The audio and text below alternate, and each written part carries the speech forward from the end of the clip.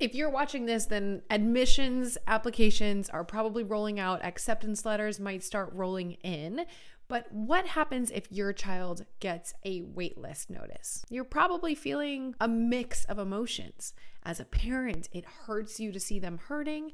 You want them to have the opportunities that they want to pursue. Maybe it's relief that they weren't straight out rejected, that there's still a possibility, and maybe some confusion around what we need to do next. In this video, I'm going to break down what a college waitlist means, why it happens, and most importantly, what your student should and should not do to increase the chances of turning that waitlist into an acceptance list. Now, make sure you hit subscribe because every week we have a new strategy for you and your family to work towards a debt-free degree. Hey there, my name is Jocelyn Pearson, founder of the Scholarship System, where we help families overwhelmed with the cost of college secure scholarships so that they can help their student graduate from college debt-free. Now, our main bread and butter is scholarships, but acceptances, admissions, college choice, finding a financial fit, all of this ties in to working towards that debt-free degree. Now, just a quick note, we're not familiar with this process for international students. This is for permanent residents and US citizens. Let's go ahead and dive in.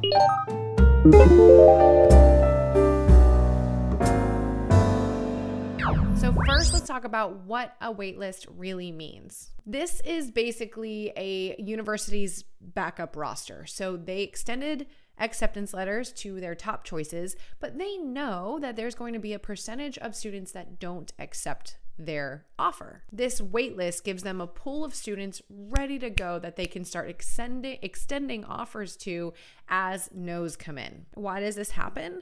Well, colleges aim for precise class size. In fact, I know someone on a board at a university, they missed their class size by it was 10 or 20 students, and it was $1 million difference in their budget. They were going to struggle for the year because they messed up their enrollment by only 10 or 20 students. But ultimately, they can't predict the exact amount that enroll, and so they need some flexibility for students that say yes and then renege on their decision, or students that say no, right? They also might need flexibility to meet certain academic demographics or geographical or, whatever kind of mixture of class experience they're trying to craft. So being on that waitlist doesn't mean that your child wasn't good enough.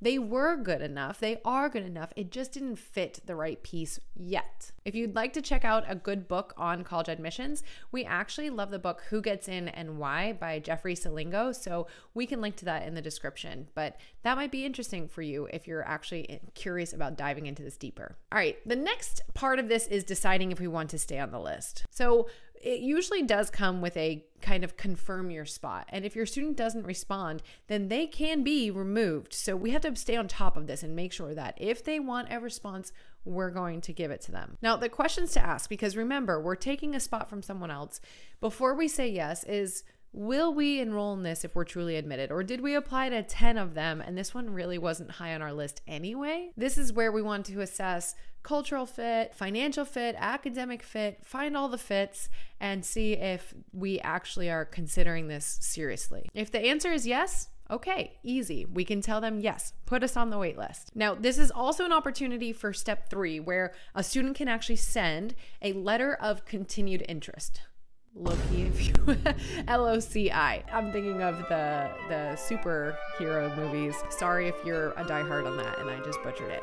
But this is your student's chance to reintroduce themselves, show the school why we're passionate about the school, why it's a good fit. And admissions will only spend maybe 5 minutes, less than 10 minutes on average, actually looking over that application package. But this is a great opportunity to just add that one more thing. We can add a sincere statement if that school is still on the top of our list. And of course, if it's true only. Specific reasons, again, why is it a perfect fit? How we fit in with the student body and how we can make it even better. And we can also include any kind of updates since applying. Maybe grades have gone up, maybe any kind of awards or leadership or test scores or projects, volunteer work. So if there's anything new that was not included in the application, this letter could be an opportunity to highlight that. We don't want to make it too fluffy, so we do want to avoid kind of excessive flattery. We don't want to go for guilt trips, and we don't want to seem too casual about it, right? If they're going to read this letter, we want to use it to sell ourselves. So parents, those of you watching this, you can help your student do this, right? Help them come up with tangible updates that they can include, maybe even some small wins that show some growth and momentum. Now, the next step is to continue momentum and continue improving. So make sure your student does not just kind of fall to senioritis and stop trying, because if they are really interested in getting off this wait list, the school may request some information before making a final decision. Maybe they want to see the fall grades or spring grades so far.